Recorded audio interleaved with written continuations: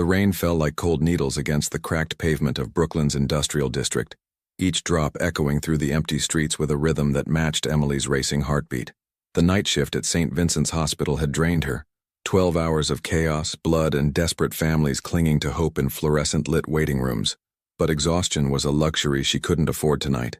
Emily Chen pulled her worn jacket tighter against the October chill as she climbed the stairs to her fourth-floor walk-up. The building smelled of mildew and fried food, a familiar scent that had become the backdrop of her life since she'd moved here 5 years ago. At 27, she'd imagined she'd be further along, maybe her own place in a better neighborhood, maybe even thinking about settling down. Instead, she was still cleaning up her younger brother's messes. The apartment door was ajar. Her stomach dropped. Jake knew better. After everything they'd been through, after all the time she'd warned him about basic safety in this neighborhood, he knew to lock the door. Emily pushed it open slowly, her nurse's instincts already cataloging potential dangers. Weapons, exits, hiding spots. Jake? Her voice echoed through the small apartment. Silence. The living room looked like a tornado had torn through it. Couch cushions were slashed open, their foam guts spilling onto the floor. Drawers hung open, contents scattered. Her modest TV lay face down on the carpet. But it wasn't a robbery. Her laptop sat untouched on the kitchen counter, and the small jewelry box her foster mother had given her remained on the shelf undisturbed. They were looking for something, or someone. Emily's phone buzzed. Unknown number. Hello? Emily Chen? The voice was male, smooth with an accent she couldn't quite place, possibly Eastern European, softened by years in New York. Who is this? What happened to my apartment? Your apartment is the least of your concerns right now, Miss Chen. Your brother has made some very poor decisions. Decisions that have consequences. Her blood ran cold. Where's Jake? What did you do to him? We did nothing. Your brother accumulated a debt of $75,000 over the past 6 months. Gambling mostly. Some other recreational expenses. He was given multiple opportunities to pay. He chose to run instead. $75,000. The number hit her like a physical blow. Emily sank onto the arm of her destroyed couch, trying to process the information. Jake had promised her he'd stopped. 3 months ago, after she'd bailed him out of his last gambling debt, a comparatively modest $5,000, he'd sworn on their dead parents' memory that he was done.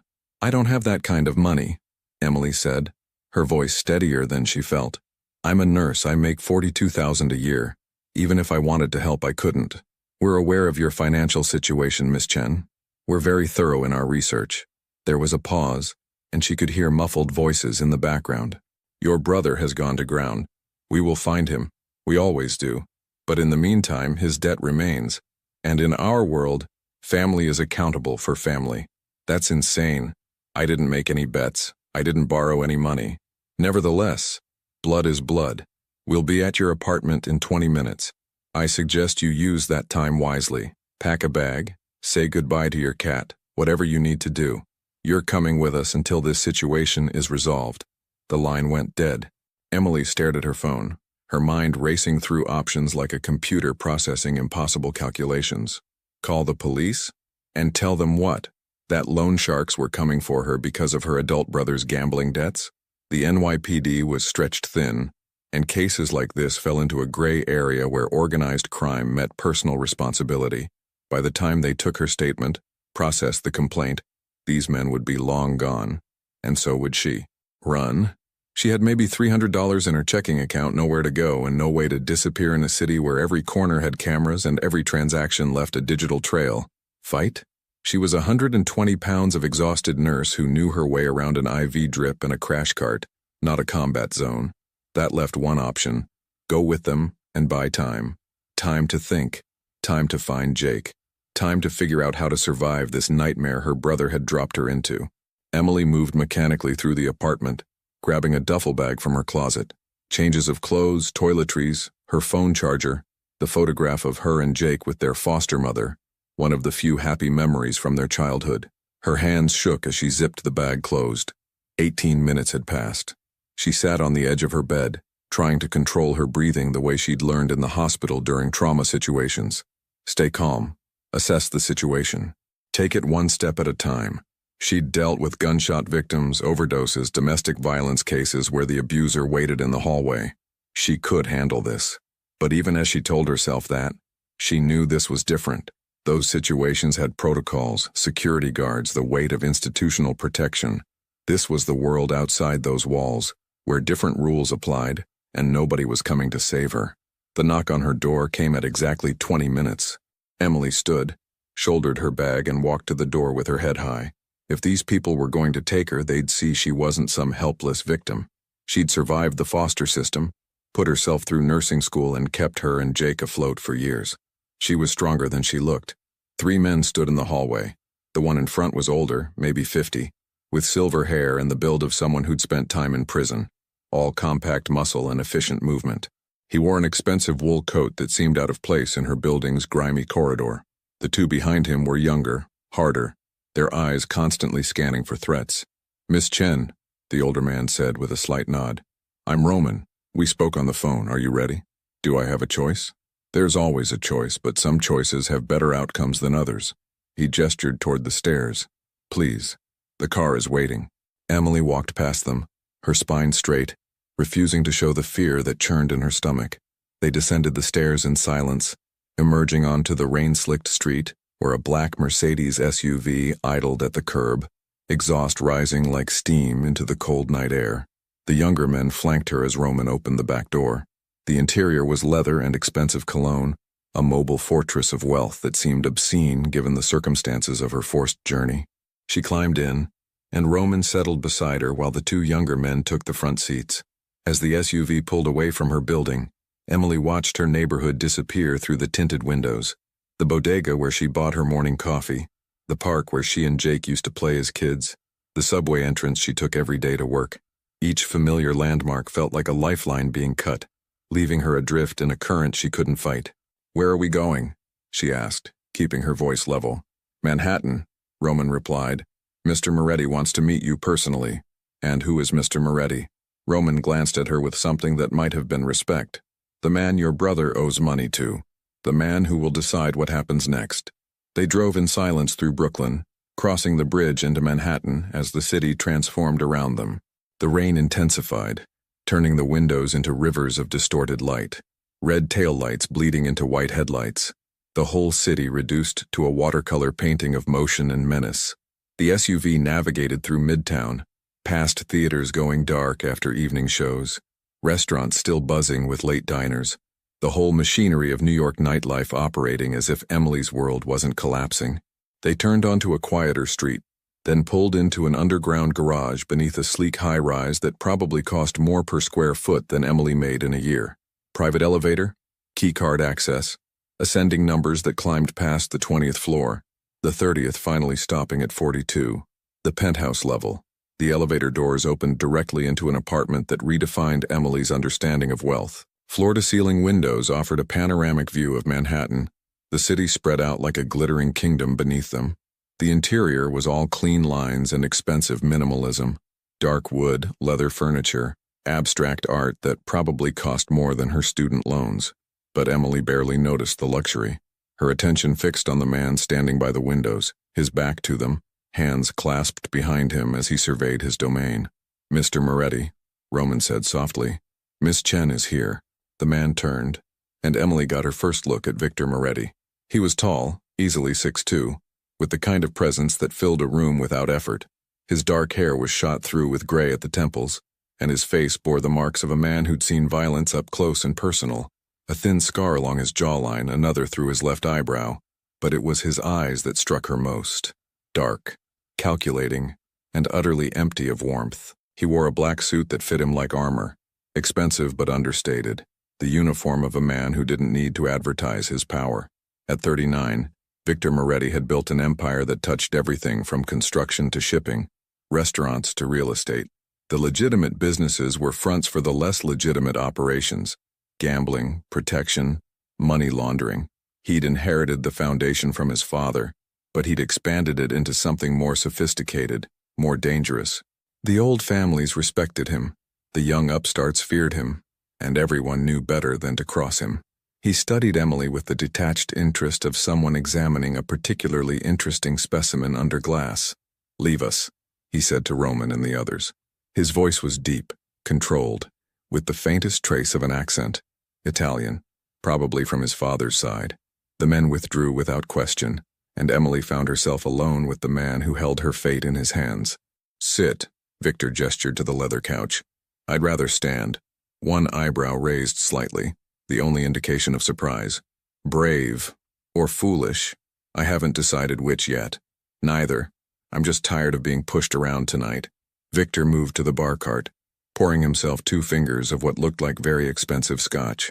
He didn't offer her any. "Your brother owes me $75,000, Miss Chen, plus interest, which accumulates daily.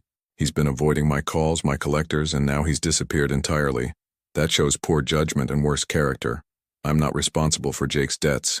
"No," Victor agreed, taking a sip of his drink. "But you're his only family. And in situations like this, family becomes leverage. It's nothing personal, just business." "Kidnapping is business? You came voluntarily, under threat, under the weight of reality." Victor set his glass down with precise care. "Let me explain your situation, Miss Chen. Your brother made a choice to borrow money from me. He made another choice not to pay it back. Those choices have consequences. Now you're facing a choice. You can cooperate, stay here as my guest until your brother surfaces or the debt is paid and walk away from this intact, or you can fight me, make this difficult, and discover that I have very little patience for difficulty. Which will it be?" Emily's mind raced. Guest was a polite word for hostage.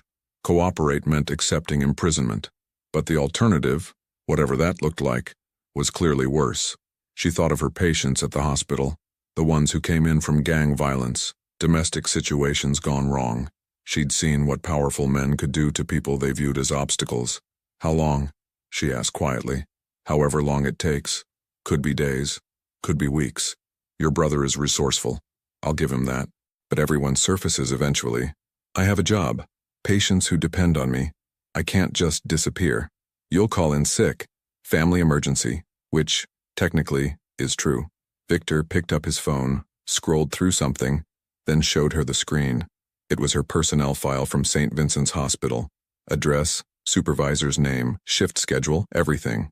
"We're thorough, Miss Chen. We know your life inside and out. We know you work 12-hour shifts, 3 days on, 4 days off. We know you volunteer at the free clinic on Tuesdays. We know you haven't had a serious relationship since Michael Brennan, who cheated on you 2 years ago. We know everything." The invasion of her privacy should have terrified her. Instead, it sparked anger, a clean, bright flame that burned through the fear. "You don't know anything that matters," Emily said coldly. "You know facts. You don't know why I work those shifts, or why I volunteer, or what keeps me going when everything falls apart. You just know how to threaten people and call it business. That's not power, Mr. Moretti. That's just being a bully with money." The room went very quiet. Roman, still standing near the elevator, looked like he wanted to disappear into the expensive wallpaper. Nobody talked to Victor Moretti like that. Nobody with any sense of self-preservation anyway. But Victor didn't explode. He didn't even look angry. Instead, something flickered in those cold eyes. Curiosity, maybe, or the faintest hint of amusement. "You have spirit," he said finally.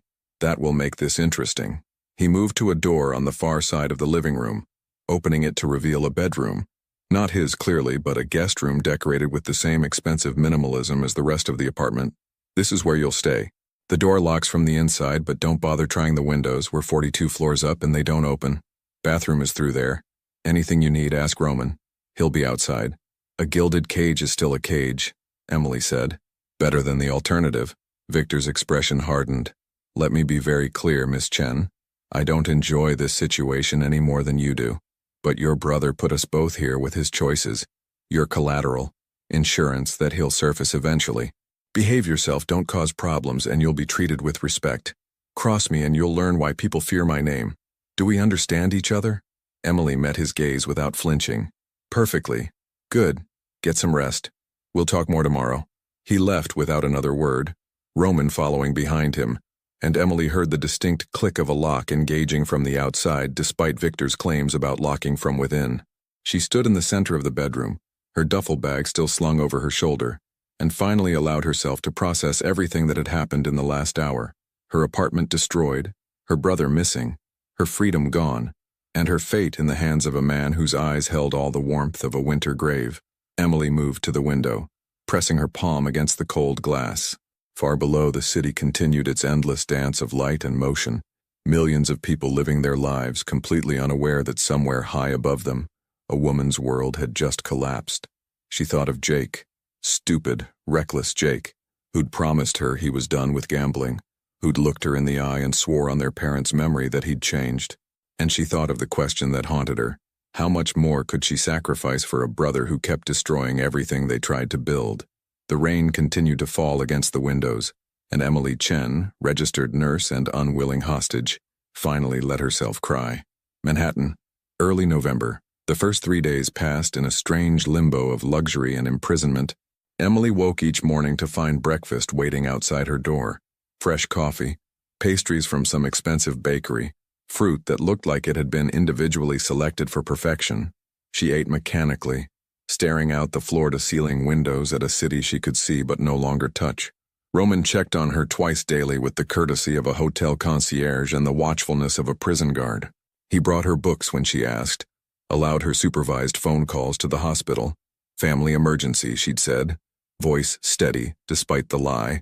Her supervisor had been understanding, told her to take care of herself, that they'd manage her shifts. The guilt of that kindness sat heavy in Emily's chest. Victor Moretti was a ghost in his own penthouse. She heard him sometimes, the low rumble of his voice during phone calls, footsteps crossing the hardwood floors late at night, the sound of ice dropping into a glass. But he didn't seek her out, and she didn't seek him. They existed in separate orbits within the same gilded cage. On the fourth morning, everything changed. Emily was standing by the windows, coffee cup warming her hands, watching the November fog roll through Manhattan's concrete canyons. The city looked softer in the gray light, almost gentle, hiding its sharp edges beneath layers of mist. She'd been thinking about Jake, wondering if he was cold wherever he was hiding, if he was eating, if he even cared what his choices had cost her. "You're up early." She spun around. Victor stood in the doorway of the living room, dressed in dark slacks and a white shirt with the sleeves rolled to his elbows. It was the most casual she'd seen him, and somehow it made him seem more dangerous, less like a businessman and more like the predator underneath the expensive suits. "I'm always up early," Emily said, keeping her voice neutral. "Nursing schedules don't encourage sleeping in. Roman tells me you've been cooperative, no attempted escapes, no hysterics, no demands." He moved into the kitchen area, starting an espresso machine that probably cost more than her car. "That's unusual. Most people in your situation are far more volatile. What would be the point? You've made it clear I'm staying until Jake surfaces or someone pays his debt. Fighting you won't change that." "Practical." Victor pulled a small cup from the machine, the rich smell of espresso filling the space between them. "But that's not the same as accepting it. I can see it in your eyes. You're just waiting for an opening." He wasn't wrong.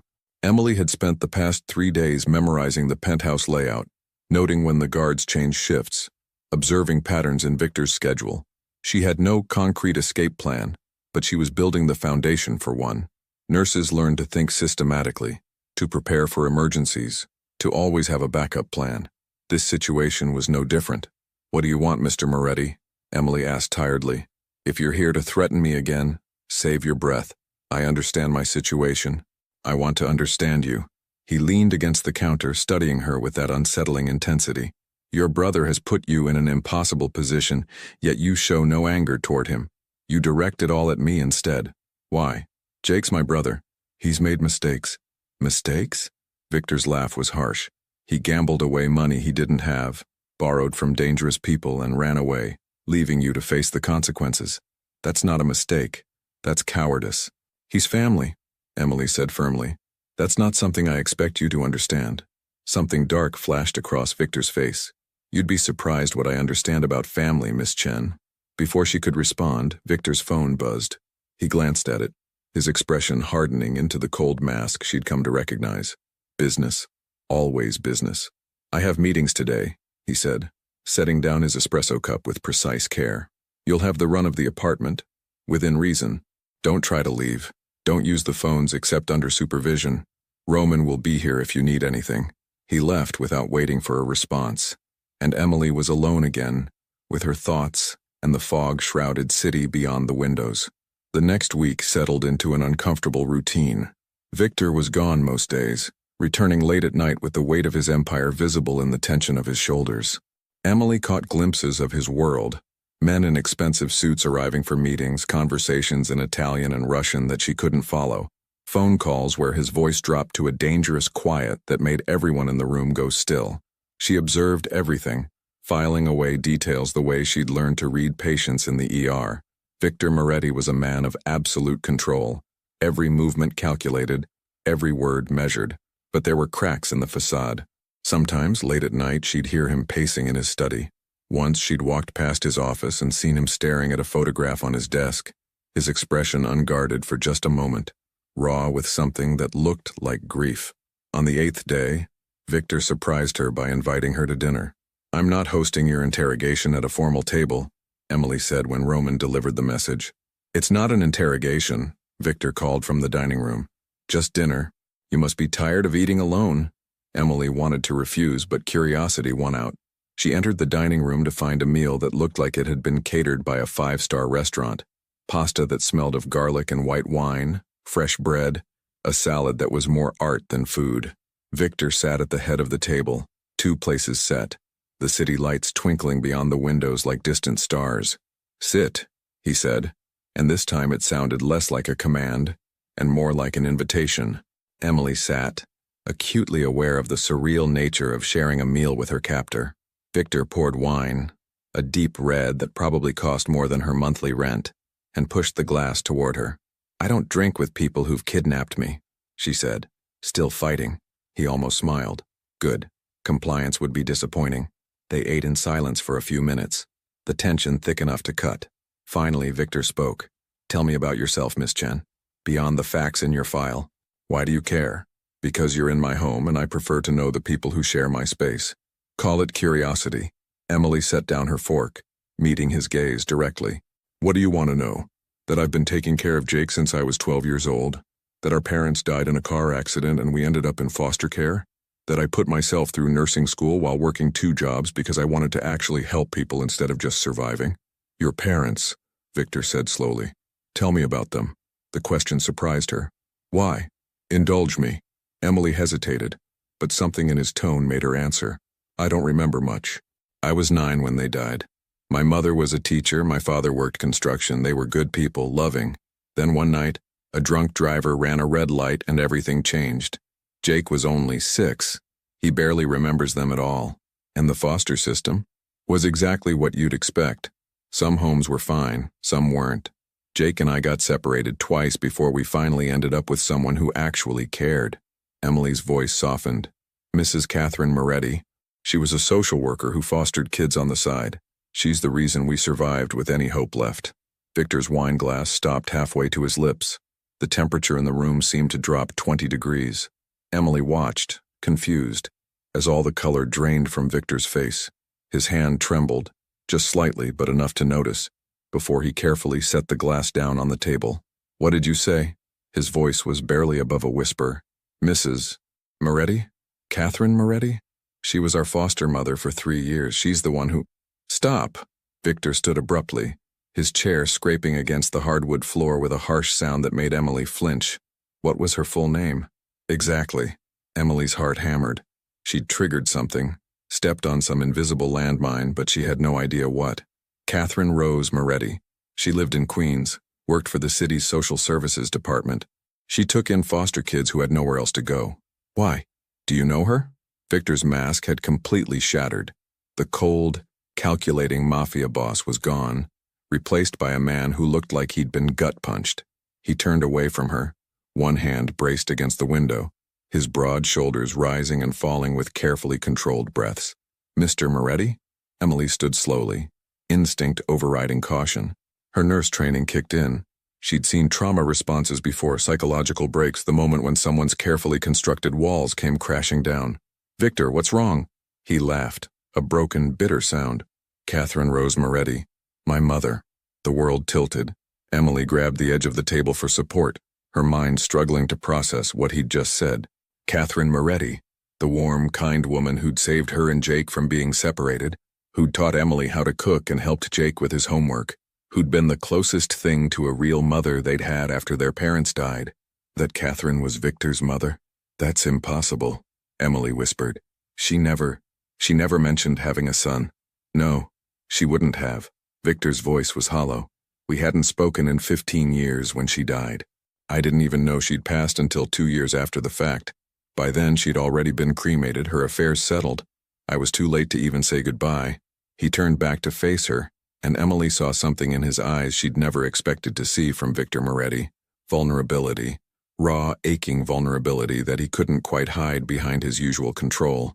She left my father when I was 17, Victor continued, the words coming out like he was confessing to a priest.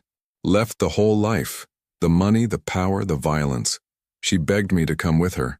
Told me I could be better than him, that I didn't have to follow in his footsteps. But I was young and stupid and angry. I chose him. Chose this world. He gestured around the expensive penthouse, the empire built on blood and fear. She looked at me like I'd died that day. And in a way, I suppose I did. Emily's legs felt weak. She sank back into her chair, trying to reconcile the images in her mind. The ruthless criminal who'd kidnapped her, and the lost son of the woman who'd shown her more love than her own parents had time to give. She talked about you, Emily said quietly. Not by name, but I remember. She'd get this sad look sometimes, especially on Mother's Day or Christmas. She'd say she had a son who'd chosen a dark path, and that her greatest failure was not being able to save him. But she never stopped loving you. I could hear it in her voice when she spoke about you. Victor closed his eyes, pain etched into every line of his face. When he opened them again, they were suspiciously bright. What else? He asked hoarsely. What else did she say? That redemption was always possible. That no one was beyond saving if they wanted to be saved. That love was stronger than legacy. Emily felt tears prickling her own eyes. She saved us, Victor. Me and Jake. We were headed for a group home. They were going to separate us because no foster family wanted 2 kids at once. Catherine fought the system for months to keep us together. She was the first adult who actually saw us as people instead of problems. That sounds like her. Victor moved back to the table but didn't sit. He stood there, one hand resting on the back of his chair, looking lost in a way that had nothing to do with physical location. She tried to save everyone. It's what drove my father crazy. She'd bring home strays, kids from bad situations, anyone who needed help. He called it weakness. I called it naive. I was wrong. She died 5 years ago, Emily said gently. Heart attack. It was sudden. She didn't suffer. Jake and I were at her funeral. There weren't many people there, but the ones who came, they all had stories about how she'd changed their lives, saved them when no one else would. I should have been there, Victor said, his voice cracking. I should have put aside my pride and my anger and I should have been there. The silence that followed was heavy with shared grief. 2 people connected by a woman neither of them had appreciated enough while she was alive, bound together by guilt and loss and the weight of choices that couldn't be undone. Emily stood and moved around the table, stopping a few feet from Victor. He looked at her with red-rimmed eyes, and she saw not the feared Mafia boss, but a man drowning in regret. She knew you were alive, Emily said softly. That had to bring her some comfort. She kept hoping you'd come back to her, that someday you'd choose a different path. That hope kept her going through a lot of dark days. I killed that hope, Victor said bitterly. I chose this. He gestured around them again. The luxury, the power, the empire built on fear. I became exactly what she feared I'd become. Everything she tried to prevent. You're still alive, Emily countered. That means it's not too late. Catherine believed redemption was always possible, remember? Even for people who'd walked very dark paths. Victor looked at her for a long moment, something shifting in his expression. You sound like her. That same stubborn optimism in the face of reality. She taught me that optimism isn't about ignoring reality. It's about believing you can survive it and maybe even change it. Emily wrapped her arms around herself, suddenly aware of how cold the room had become. I'm not saying what you do is right, or that holding me here is justified, but I am saying that your mother wouldn't want you to drown in regret. She'd want you to do better. Be better. How can I? Victor's voice was raw. I've built an empire on violence. I've hurt people, destroyed lives, done things that would make her sick if she knew. There's no coming back from that. I don't know, Emily admitted. But maybe starting with the right thing in a small way is how you begin. Maybe letting go of a captive you're holding because of her brother's debt is a first step. Victor almost smiled, a sad, broken expression. You're manipulating me using my mother's memory. I'm speaking the truth. What you do with it is your choice. He studied her face, searching for something. She really saved you? You and Jake? She saved us in every way that matters. Gave us stability, love, a home when we needed it most. Jake's problems now, those came later, after we aged out of the system. But the foundation Catherine gave us is why I'm still standing, why I don't give up even when things are impossible. Emily met his gaze steadily. She taught me that family isn't just blood. It's the people who show up when everything falls apart. She showed up for us. And she asked me to show up for her, Victor said quietly. And I didn't. I chose my father's approval over her love. That's a choice I'll regret until I die. The admission hung in the air between them, heavy with the weight of years and loss and roads not taken. Emily saw Victor Moretti clearly for the first time, not as her captor or a criminal kingpin, but as a man haunted by the ghost of his mother's disappointment, living in a prison of his own making that was far more confining than the luxurious penthouse he'd trapped her in. She's gone, Emily said gently. You can't fix what happened, but you can honor her memory by being the man she believed you could be. Not overnight. That's not realistic, but choice by choice, moment by moment. That's what she'd want. Victor turned back to the window, his reflection ghostly in the dark glass. You speak her name, and suddenly I'm 17 again, watching her walk away, feeling like the world's biggest fool for letting her go. Then don't be a fool now, Emily said. You have a chance to do something right. Whatever happens with Jake's debt, whatever business you need to handle, you can choose to handle it differently, with mercy instead of just power. That would honor Catherine more than any apology you never got to say. He was quiet for a long time, the city lights painting shadows across his face. When he finally spoke, his voice was barely audible. Get some rest, Emily. We'll talk more in the morning. It was the first time he'd called her by her first name. Emily left him standing there, a solitary figure framed by floor-to-ceiling windows, the master of an empire who'd just been brought to his knees by the memory of a woman who'd died believing her son was lost forever. As she closed the door to her room, Emily realized everything had changed. Victor Moretti had seen her as collateral, a means to an end, a problem to be managed. But now she was something far more complicated, a living connection to his greatest regret, a reminder of the mother he'd disappointed, and possibly the key to a redemption he didn't believe he deserved. The game had shifted, though Emily wasn't sure if that made her safer or more dangerous. Outside, the November rain began to fall again, washing over Manhattan like tears the city wouldn't admit to crying. And in his study, Victor Moretti sat in darkness, staring at a photograph of a woman with kind eyes and a sad smile, the mother who'd tried to save him, who'd failed, and who'd spent her last years saving other people's children instead, including the woman who now slept down the hall, protected and imprisoned in equal measure, speaking his mother's name like a prayer that might just save them both. Manhattan, mid-November. Emily woke to find Victor standing in her doorway. Not inside the room. He had that much respect for boundaries, apparently. But framed in the entrance, one hand braced against the doorframe, looking like he hadn't slept. The early morning light painted him in shades of gray and exhaustion, his expensive shirt wrinkled, tie loosened, the careful control he usually wore like armor completely absent. Tell me everything, he said without preamble. Everything you remember about her. Emily sat up slowly, pulling the blanket around her shoulders against the morning chill.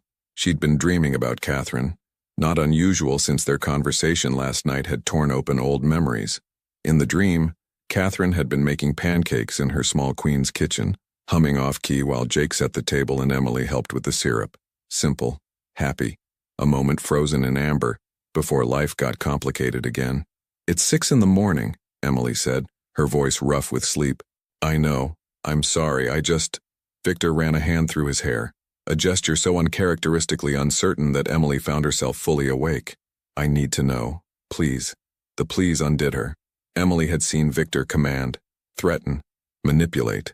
She'd never heard him ask for anything, especially not with that raw desperation in his voice. Give me 10 minutes, she said. I'll meet you in the living room. He nodded and disappeared, leaving Emily to process the surreal reality of her captor asking her for memories of his dead mother. She dressed quickly, jeans and a sweater, nothing fancy, and braided her hair to keep her hands busy, while her mind raced through years of memories, sorting them, preparing to share pieces of Catherine that might offer Victor some measure of peace. She found him by the windows, coffee cup in hand, staring out at a city that was just beginning to wake. The sunrise painted Manhattan in shades of pink and gold, softening the concrete and glass into something almost beautiful. Victor turned when she entered, and Emily was struck by how young he looked in this light. Not the dangerous criminal who'd stolen her freedom, but a lost son searching for answers about a mother he'd never see again. "Coffee?" he offered, gesturing to the pot on the counter. "Thank you." Emily poured herself a cup and settled onto the couch, tucking her feet under her. Victor remained standing, too restless to sit, a caged animal in his own gilded cage. "Where do you want me to start?" Emily asked gently. "The beginning, when you first met her." Emily closed her eyes, letting the memories surface. "I was 12. Jake was 9. We'd been in 3 different foster homes in 2 years. They kept trying to place us separately because it was easier to find homes for 1 kid than 2. We were getting older, harder to place. The system was running out of options." She opened her eyes to find Victor watching her intently, hanging on every word. "Catherine came to the group home where they'd stuck us temporarily. She wasn't supposed to take 2 kids. She was a single foster parent, which already limited her options, and the state preferred siblings to be placed separately unless someone specifically requested them together. But she walked in, saw Jake crying in the corner because some older kids had stolen his stuffed dog, and something just clicked for her. She always had a weakness for the ones everyone else had given up on," Victor said quietly. "She fought the system for 3 months to get approval to foster both of us, attended every hearing, filled out mountains of paperwork, proved she had the space and resources and patience. Her supervisor tried to talk her out of it, said we were too damaged, too much work, that she should take an easier placement. Catherine told her that easy wasn't the point. Saving was." Victor moved to the window, one hand pressed against the glass as if he could reach through it and touch the past. "That sounds exactly like something she'd say. My father used to mock her for it, called her a bleeding heart, said she'd save the whole world if she could and bankrupt us doing it." "She did save our world," Emily said softly. "The day she picked us up from the group home, she took us to her apartment in Queens, this modest 2-bedroom place with mismatched furniture and walls covered in photos of kids she'd fostered over the years. She gave us the bedroom, said she'd take the couch. We tried to argue, but she insisted. That first night she made us dinner, nothing fancy, just spaghetti and meatballs, and we sat at her kitchen table, and she told us we were safe now, that she wouldn't let anyone separate us." "Did she keep that promise?" Victor asked, his voice tight. "Every day for 3 years, until Jake turned 12 and I was 15, and we aged into a different placement category. Even then she stayed in our lives, called us every week, visited when she could, made sure we knew we weren't forgotten." Emily's throat tightened with emotion. "She was at my high school graduation. She helped me apply for nursing school. She was the one who talked Jake down from dropping out when he was struggling. She never gave up on us even when we gave her plenty of reasons to." Victor turned back to face her, and Emily saw tears tracking down his face. Silent, unashamed, the grief of 15 years finally finding release. "She gave up on me," he said brokenly. "I made her."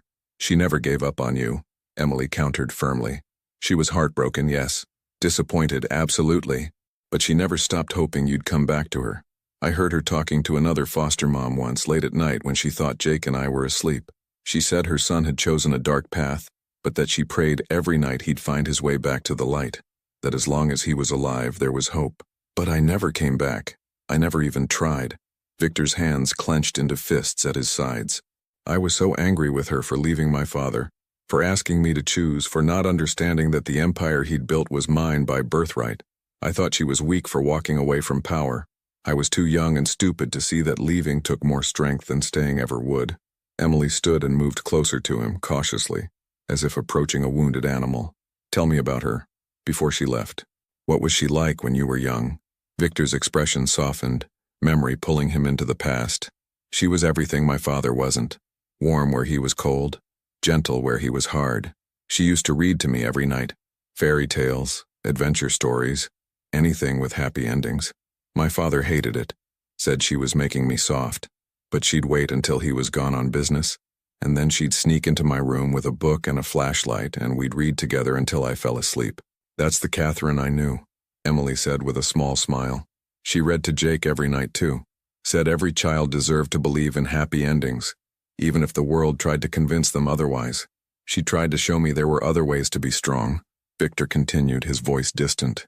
"Tried to teach me that violence wasn't the only form of power. but I was surrounded by men who measured strength in fear and blood. By the time I was 15, I was already working for my father, starting at the bottom, learning the business. She begged him to send me to college instead, to let me have a normal life. They fought about it constantly. What happened? I took my father's side.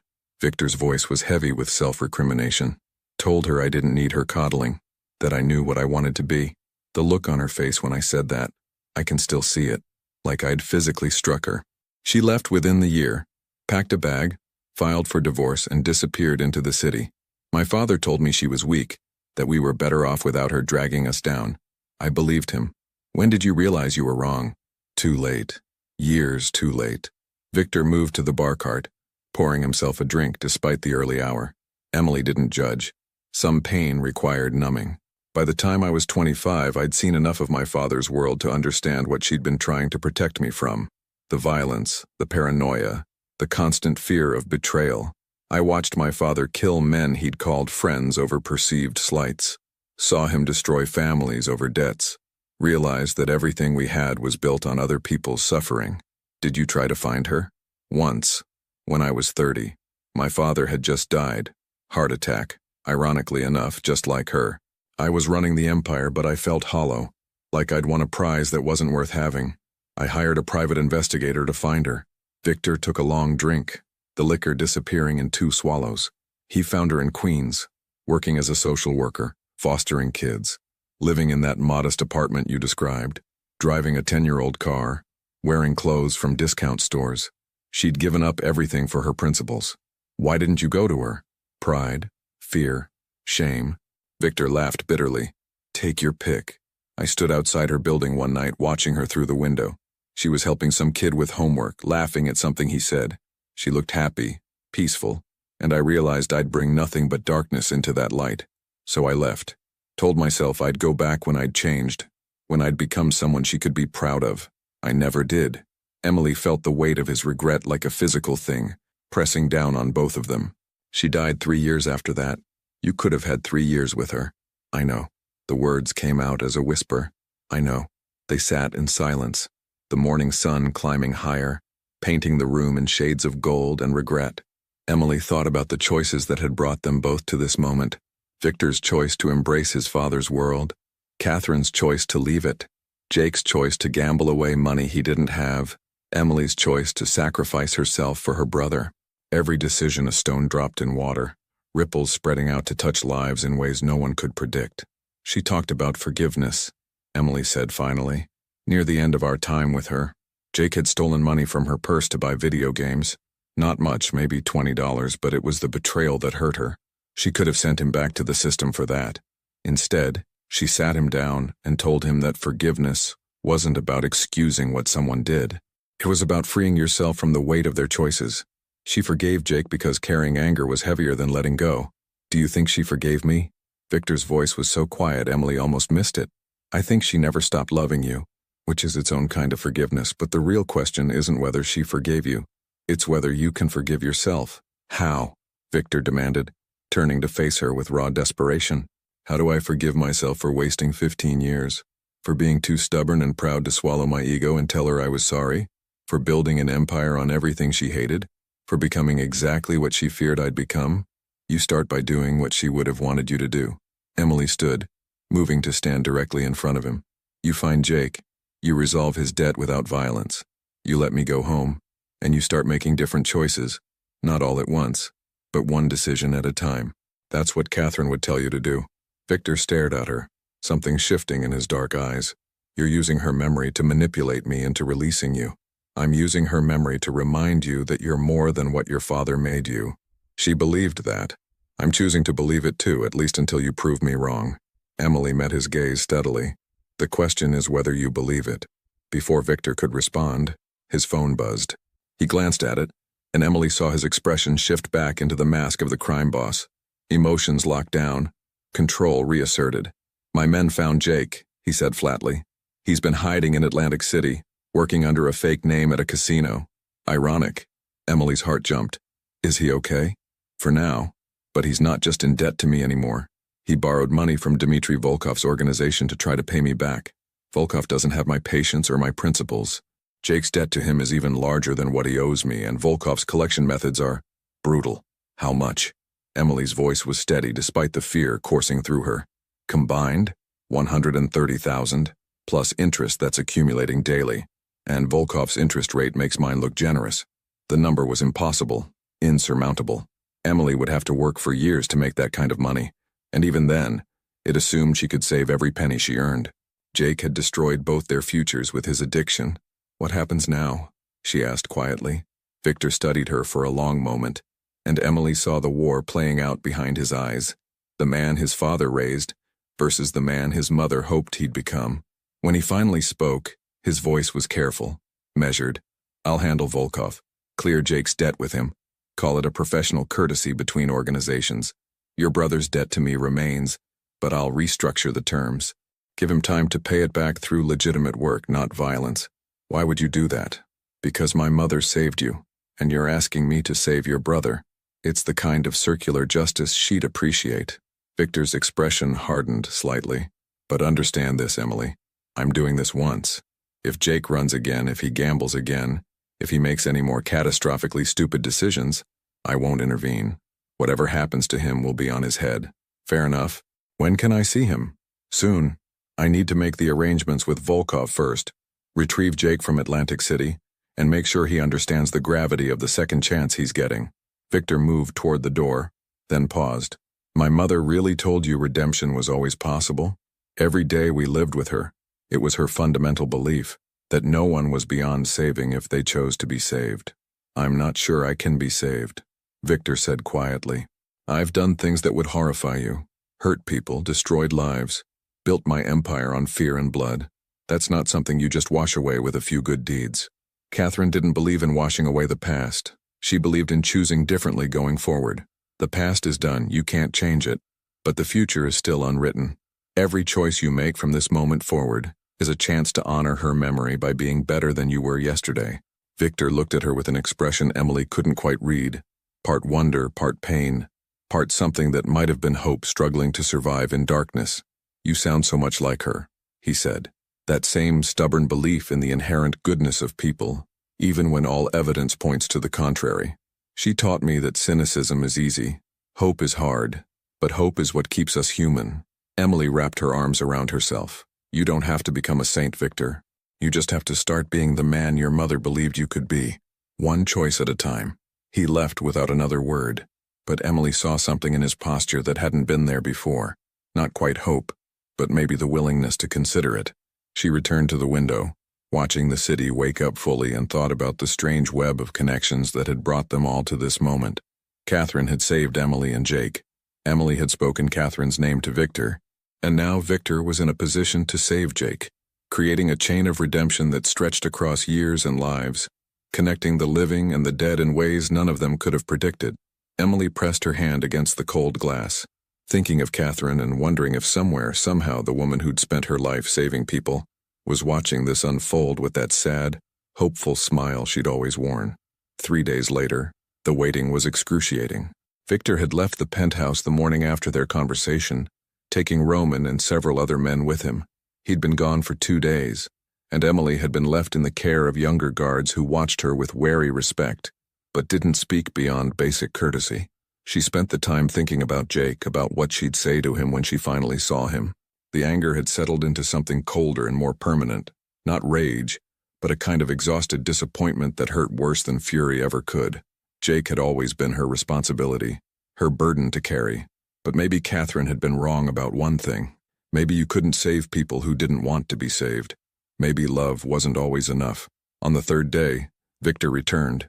Emily heard the commotion of his arrival. Multiple footsteps, low voices, the sound of someone crying. Her heart seized. She rushed to the door of her room, opening it to see Victor standing in the living room with 3 of his men, and between them, Jake. Her brother looked terrible. He'd lost weight. His clothes hung off his frame, and his face was gaunt with fear and sleeplessness. But he was alive, whole, not broken the way she'd feared he might be. Jake, Emily breathed. He looked up at the sound of her voice, and his face crumpled. Emily. God, Emily, I'm so sorry. I'm so fucking sorry. She wanted to run to him, wanted to hit him, wanted to scream at him for being so monumentally stupid and selfish. But she did none of those things. She stood frozen, watching her brother cry, and felt nothing but a vast, empty exhaustion. Victor's eyes found hers across the room. He nodded once, a small gesture that said everything was handled. Jake was safe. The debt was settled with Volkov. Then he spoke, his voice carrying the weight of absolute authority. Jake Chen, you owe me $75,000. You have 2 years to pay it back. You'll work legitimate jobs, report your income to Roman monthly, and make payments on a schedule we'll establish. You won't gamble. You won't borrow from anyone else. You won't run. If you break any of these terms, the original consequences return. Do you understand?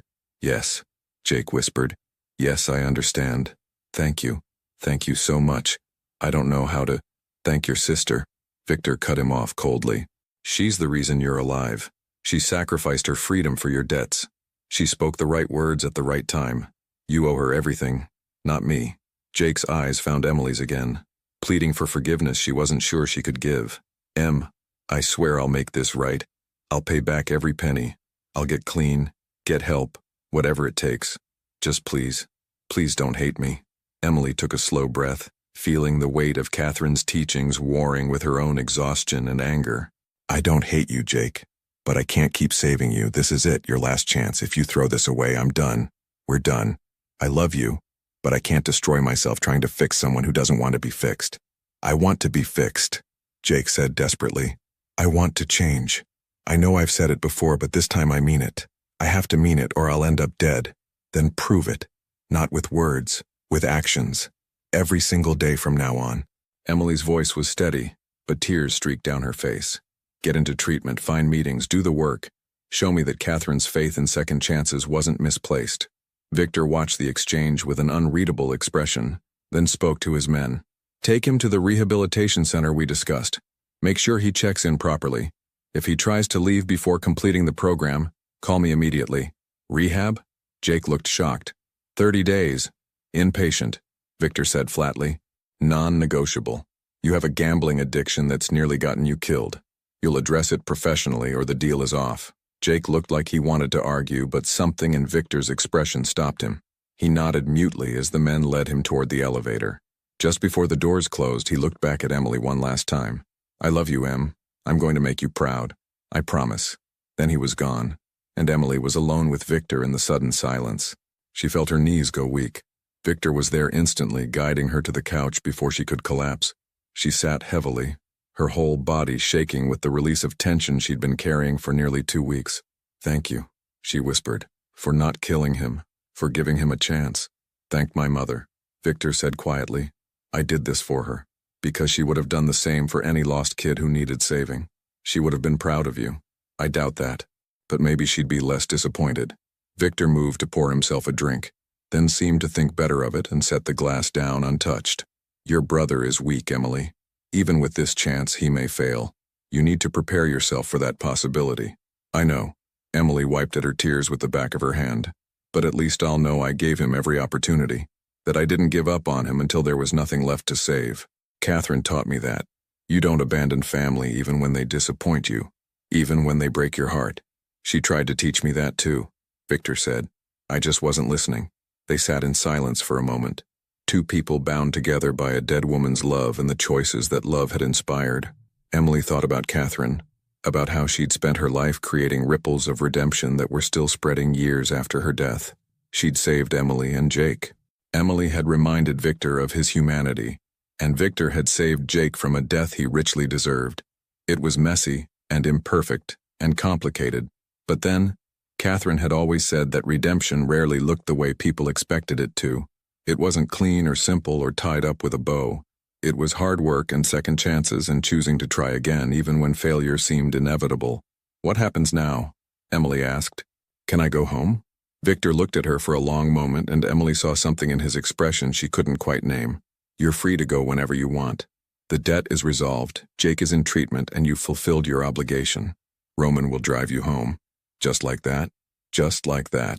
But Victor's voice held an odd note, something that sounded almost like regret. Though, if you wanted to stay for dinner first, I'd appreciate the company. One meal. Then I'll let you return to your life. Emily should have said no. Should have grabbed her things and run for the door. eager to reclaim her freedom and leave this nightmare behind. But she found herself nodding instead. Curiosity and something else. Empathy, maybe.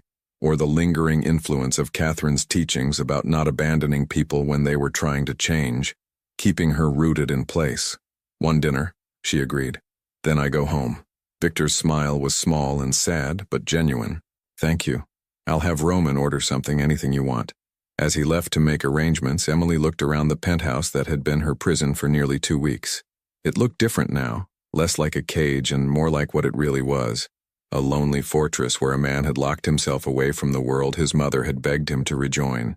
She thought of Catherine and silently promised that she wouldn't abandon Victor to that loneliness. Not yet. Not until she was sure he'd truly started walking the path back to the light. One dinner, then maybe another conversation, then maybe, just maybe, a chance for the son to finally become the man his mother had always believed he could be. Outside, November rain began to fall again, washing over the city like a baptism. And somewhere, Emily thought, Catherine was smiling. Emily should have gone home that night. Should have walked out of Victor's penthouse and never looked back. Returned to her modest apartment and her nursing shifts and the life she'd built through sheer determination and grit. But she didn't. Something held her there. Not fear or obligation, but a strange sense of responsibility that she couldn't quite explain, even to herself. Catherine's voice echoed in her memory. You don't abandon people when they're trying to change. That's when they need you most. So Emily stayed for dinner. And then somehow she stayed the night. In the guest room with the door locked, but still. And the next morning, when Victor asked if she'd help him understand more about his mother's final years, she found herself saying yes. One more day, just to help him find some peace. One day became 2, then 3, then a week. By the time Emily finally returned to her apartment in Brooklyn, it felt foreign to her. Too small, too quiet, too disconnected from the strange intensity of Victor's world. She went back to work at St. Vincent's, picked up her shifts, smiled at her patients, and pretended everything was normal. But at night, her phone would ring, and Victor's name would appear on the screen. They talked. About Catherine, at first. He needed to know everything. Her favorite foods, the songs she hummed while cooking, the way she laughed, the advice she gave, the small moments that made up a life. Emily shared it all, watching Victor collect these fragments of his mother like a man dying of thirst finally finding water.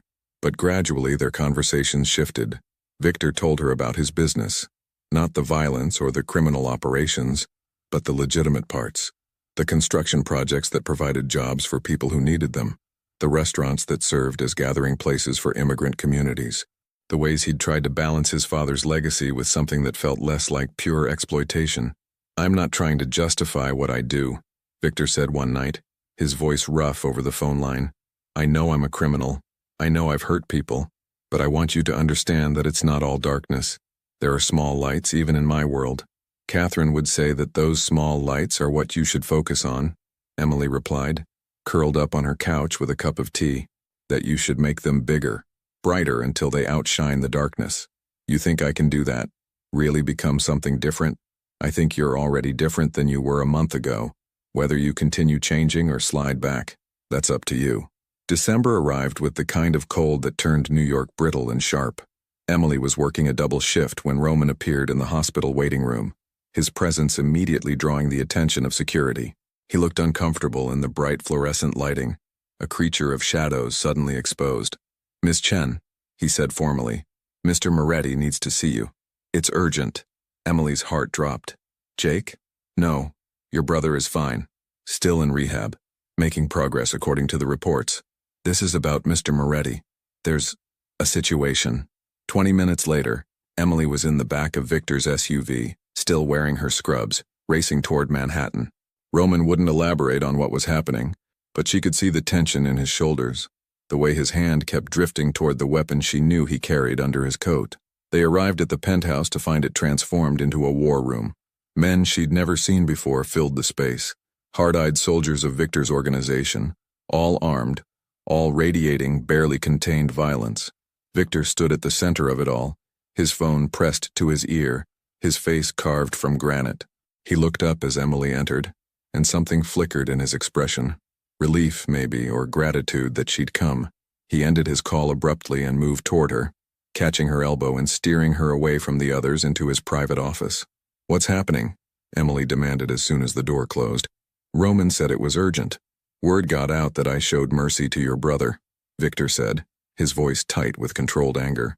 That I cleared his debt with Volkov, restructured his payments, sent him to rehab instead of putting him in the ground. My own men are calling it weakness. Volkov's organization sees it as an opportunity. And there's another player, Konstantin Petrov, who's been looking for an excuse to move against me for years. He's using this as his opening. What does that mean? It means I'm being challenged, questioned. My authority is being tested, and if I don't respond with strength, I'll lose control of everything I've built. People will die. My people. Innocent people caught in the crossfire of a power vacuum. The city will tear itself apart while every ambitious thug tries to claim my territory. Emily felt cold dread settling in her stomach. So you have to prove you're still dangerous. Still someone to fear. Yes. Victor's jaw clenched. I have to remind everyone why they should be afraid of me. I have to be the monster my father raised. Or, Emily said carefully, you find a different way. You show strength without drowning yourself in blood. Catherine would say. Catherine isn't here. Victor's control finally cracked, his voice rising. She's dead, Emily. And I'm alive, running an empire built on violence in a world where mercy is seen as weakness. I can't afford to be the man she wanted me to be. Not when doing so will get good people killed. So you're just going to give up? Slide back into being exactly what you were before? I'm going to do what's necessary to protect what's mine and prevent a war that will kill dozens, maybe hundreds of people. That's what being responsible looks like in my world. Victor turned away from her, bracing his hands against his desk. I shouldn't have called you. This isn't your problem. You called me because you wanted someone to tell you there's another way, Emily said quietly. Because some part of you still wants to honor your mother's memory even when it's hard, even when it seems impossible. There is no other way. Then show me. Explain the situation. Really explain it. Let me understand what you're facing. Maybe together we can find something you're not seeing because you're too close to it. Victor looked at her like she was insane. You're a nurse, not a strategist. You don't understand how this world works. No, but I understand people. And I understand systems under pressure. I work in an ER, Victor. I've seen situations that seemed impossible, where violence looked like the only option, and found other solutions. At least let me try. For a long moment, Victor simply stared at her. Then, slowly, he nodded. All right, but when you see there's no other way, you don't get to judge me for what I have to do. He spent the next hour laying out the situation in brutal detail. Petrov was a rising power in the Russian mob, ambitious and ruthless, with connections to overseas organizations that made him dangerous. He'd been probing Victor's territory for months, testing defenses, trying to find weaknesses. Jake's debt and Victor's mercy had given him exactly what he needed. A narrative that Victor had gone soft, that his organization was vulnerable. He's already moved against 3 of my businesses, Victor explained, pulling up surveillance footage on his laptop. A warehouse fire here, a restaurant vandalized there, shipments that mysteriously disappeared. Small things, but enough to make my people nervous, enough to make them wonder if I can still protect them. What does he want? My territory in Brooklyn and Queens, access to my shipping routes, and probably my head on a spike to make an example. Victor's smile was cold. He won't stop unless I stop him. Permanently. How would you normally handle this? Find out where he's vulnerable. Hit him where it hurts. Kill some of his top men. Destroy his most profitable operations. Make him bleed until he backs down or I put him in the ground. Send a message that challenging me has consequences. Emily felt sick, but forced herself to think clinically, the way she did when faced with a trauma patient who was circling the drain. What does Petrov care about? Beyond power and money? Reputation. He's building his name, trying to prove he's a force to be reckoned with. This is as much about ego as anything else. Then you don't need to destroy him. You need to make backing down look smarter than fighting. Make him see that challenging you will cost him more than he'll gain, and do it in a way that saves face. Emily leaned forward, her mind racing. What if instead of meeting violence with violence you outmaneuver him? Use your resources and connections to box him in, make his position untenable, force him to negotiate from weakness. That's not how this world works, Emily. Showing restraint will be seen as weakness. Not if you demonstrate that your restraint is a choice, not a limitation. That you could destroy him, but you're choosing a different path because you're strong enough to make that choice. Victor shook his head. but she could see him considering it, turning the idea over in his mind. Even if that could work, and I'm not saying it can, Petrov has already drawn blood. If I don't respond in kind, my own people will lose faith. They need to see their leader is still willing to protect them. Then protect them. Just do it smartly instead of brutally. Emily pulled out her phone. Can you get me information on Petrov's operations, everything you know about his organization? Why? Because I'm going to help you find a different way. And if I can't, then you can go back to your original plan. But give me 48 hours. Please. Victor studied her face, searching for something. You really believe there's a bloodless solution to this? I believe there's a less bloody solution. I'm not naive enough to think we can resolve this without any consequences. But maybe we can find a path that doesn't require you to become everything Catherine feared you'd be. And if you're wrong, if your way gets people killed, then I'll live with that guilt. And you can remind me that you warned me. Emily met his gaze steadily. But if I'm right, you'll know that you tried to be better, that you didn't just slide back into darkness the first time things got hard. That counts for something. Victor was quiet for a long moment, something complicated playing across his features. Finally, he nodded and pulled out his phone, making a call. Roman, bring me everything we have on Petrov's organization. Financial records, property holdings, known associates, everything. And tell the men to hold position. No offensive action until I give the order. When he hung up, he looked at Emily with an expression that was equal parts respect and resignation. 48 hours. But Emily, understand this. If your approach fails, if it puts my people at greater risk, I will handle this my way. And you will not interfere. Agreed. They worked through the night, Emily poring over files while Victor explained the intricacies of criminal enterprise, the money flows, the power structures, the delicate balance of alliances and enmities that kept the underworld functioning. She approached it like a complex medical case, identifying symptoms, looking for root causes, finding pressure points where intervention might shift the entire system. Here, she said finally, as dawn painted the windows pink. Petrov's biggest vulnerability isn't military, it's financial. He's overextended himself. All this expansion he's doing, the men he's hiring, the territory he's claiming, it's costing him more than he's bringing in. He's betting that if he takes your territory, the increased revenue will cover his debts. But if you cut off his income streams without direct confrontation, he'll collapse under his own weight. Victor leaned over her shoulder, studying the documents she'd highlighted. You want me to sabotage his businesses? I want you to buy them out from under him. You have legitimate capital from your legal enterprises, right? Use it. Find out who owns the properties he operates from and offer them better deals. Identify his suppliers and become their preferred customer. Undercut his prices until his operations become unprofitable. Make it economically impossible for him to continue his expansion. That's corporate warfare, not street warfare. Exactly.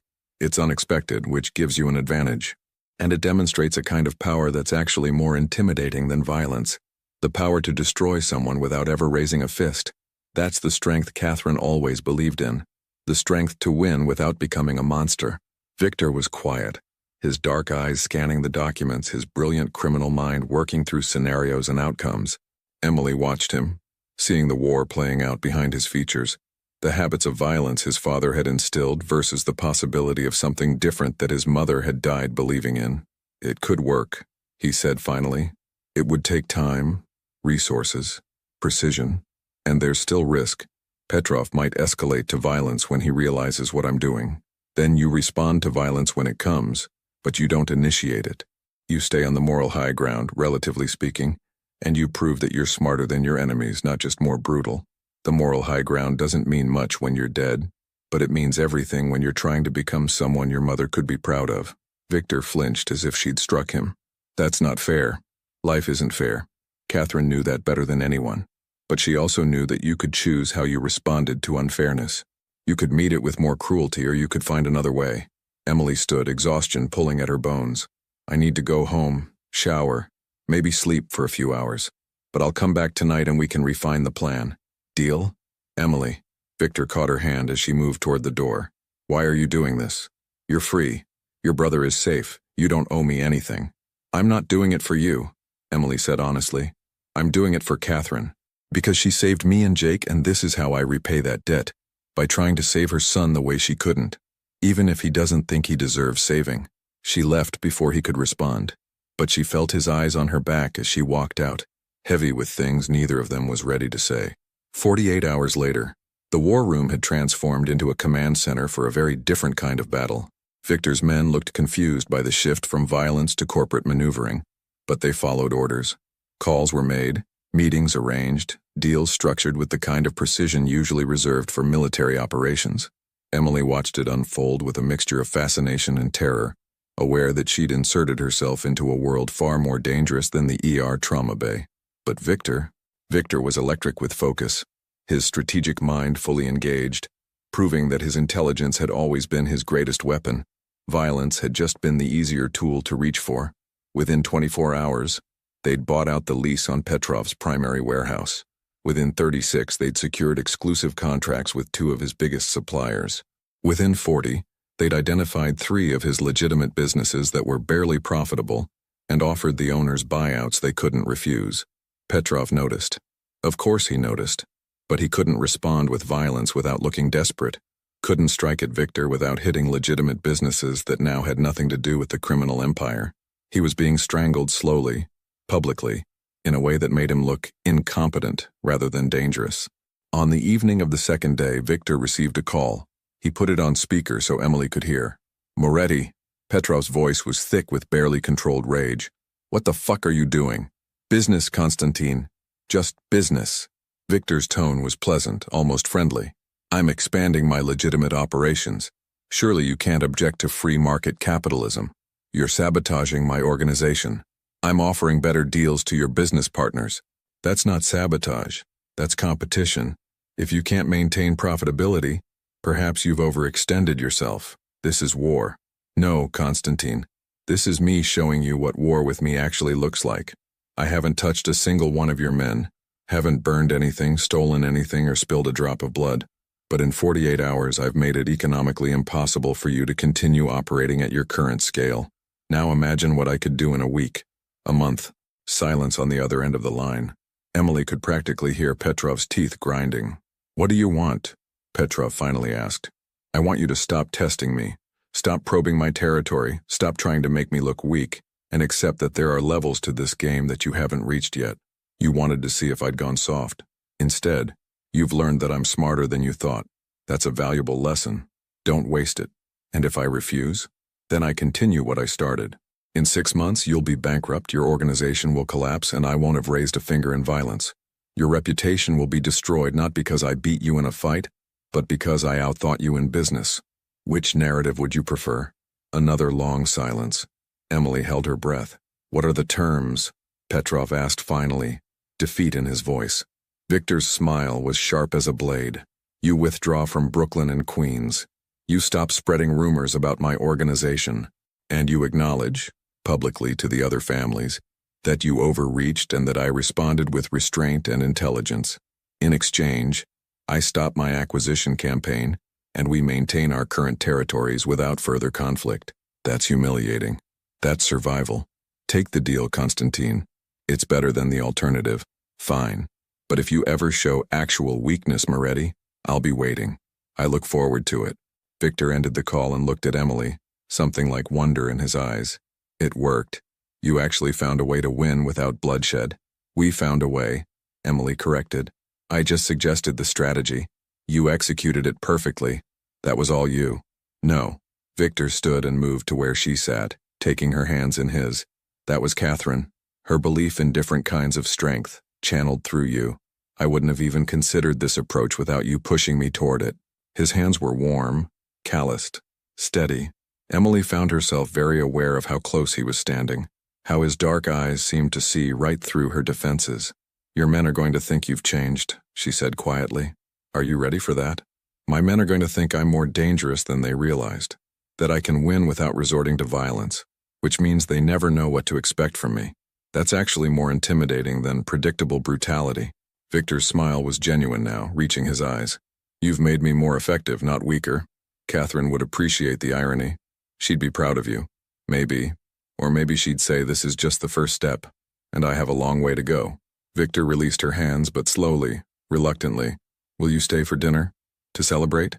Emily knew she should say no.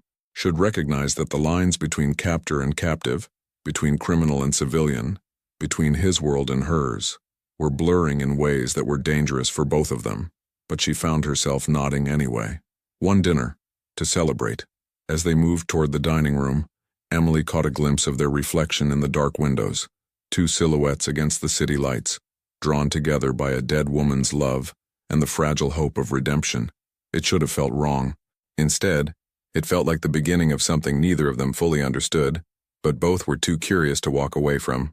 Outside, the first snow of December began to fall, covering Manhattan in white silence, and Emily thought of Catherine's favorite saying, "Every ending is just a new beginning wearing a different face." She just hoped this beginning didn't destroy them both before they figured out what they were becoming. The penthouse was quiet, decorated with simple evergreen garlands that Emily had insisted on. Victor had protested, claimed he didn't celebrate holidays, but she'd seen him touch the pine needles gently when he thought she wasn't looking, remembering something from before his world turned dark. Jake was 30 days sober, out of rehab and working construction for one of Victor's legitimate companies. He called Emily every night, his voice steady with the kind of humility that only comes from nearly losing everything. Victor had restructured the debt payment plan twice already, making it actually manageable, though he'd never admit the kindness behind the numbers. "You've changed him," Roman said quietly as Emily arranged the garlands. "Mr. Moretti. In 20 years I've never seen him hesitate before violence. Now he looks for other options first." "He's changing himself," Emily corrected. "I just reminded him who his mother believed he could be." But even as she said it, Emily knew their relationship had become something more complicated than a dead woman's legacy.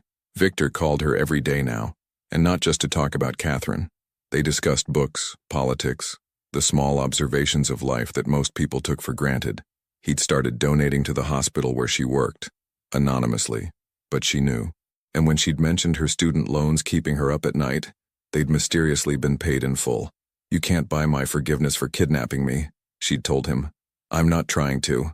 I'm trying to honor what my mother would have done if she'd known you were struggling." The man was impossible, dangerous, still ran a criminal empire that hurt people, but he was also trying, genuinely trying, to be better than what his father had made him. And Emily found herself caring about his success more than was wise. The door opened. Victor entered carrying a box wrapped in simple brown paper, snow dusting his dark hair. He stopped when he saw the decorations, something vulnerable crossing his face. "Catherine used to decorate like this," he said quietly. "Nothing extravagant, just enough to make it feel like home. I can take it down if—" "No, leave it." He set the box on the table. "This is for you. Early Christmas gift." Emily opened it carefully. Inside was a leather journal, expensive but understated, and a letter in handwriting she didn't recognize. Victor's voice was rough when he explained. "It's from my mother. I found it in storage. A letter she wrote to me years ago but never sent. She talks about you and Jake in it, about how saving you two gave her purpose after I chose my father's world. She wanted me to know that even when I broke her heart, she kept finding reasons to believe in redemption." Emily's hands trembled as she read Catherine's familiar words, tears blurring the ink. The letter was everything Catherine had been. Loving, hopeful, heartbroken, but never giving up. At the end, she'd written, "My greatest wish is that one day, my son finds someone who reminds him what love looks like without conditions. Someone who sees the man he could be, not just the one he's become. I pray I live long enough to see it." "She didn't," Victor said quietly, "but maybe she sent you anyway. Her final gift to both of us." Emily looked up at him, this complicated man who'd kidnapped her, threatened her, then saved her brother, and started dismantling his father's violent legacy piece by careful piece. "What are we doing, Victor? Really? I don't know." He moved closer, his dark eyes holding hers. "But I know I'm better when you're here, more like the man my mother hoped I'd be. And I know that's selfish to say when I stole weeks of your life. You gave me Jake alive. Reformed your organization's approach to conflict. Started choosing strategy over violence." Emily set down the letter. "You're not the same man who took me that night. Does that make what I did forgivable? No, but it makes you someone worth believing in." Victor reached out slowly, giving her time to pull away. When she didn't, he cupped her face gently, thumbs brushing away her tears. "She would have loved seeing us like this. Broken people helping each other become less broken." "She already is seeing us," Emily whispered. "I feel her here, in every choice you make toward something better." He kissed her then, soft, hesitant, asking permission with every breath. Emily kissed him back, tasting snow and redemption, and the complicated truth that love didn't always make sense or follow rules. Sometimes it grew in the spaces between darkness and light, watered by the memory of a woman who'd believed in second chances, even when the world said they were impossible. When they finally pulled apart, Victor pressed his forehead to hers. "I don't deserve this. Don't deserve you." Catherine would say nobody deserves love. It's a gift we give freely, or not at all. The question is whether you'll accept it. "On one condition," Victor said seriously. "You keep pushing me to be better. Never let me slide back. If I start becoming my father again, you walk away. Promise me." "I promise. If you promise to keep trying. One choice at a time, one day at a time. For her, for us, for us," Victor agreed. Outside, church bells rang Christmas across the city. Inside, two people connected by a dead woman's love held each other in the gentle darkness, choosing hope over history, redemption over regret. The name Catherine Moretti had brought them together, captor and captive, son and surrogate daughter, two broken pieces of her legacy, finding something whole in each other. It wasn't perfect, it wasn't simple, but it was real. And maybe, Emily thought as Victor pulled her closer, that was exactly what Catherine had been hoping for all along.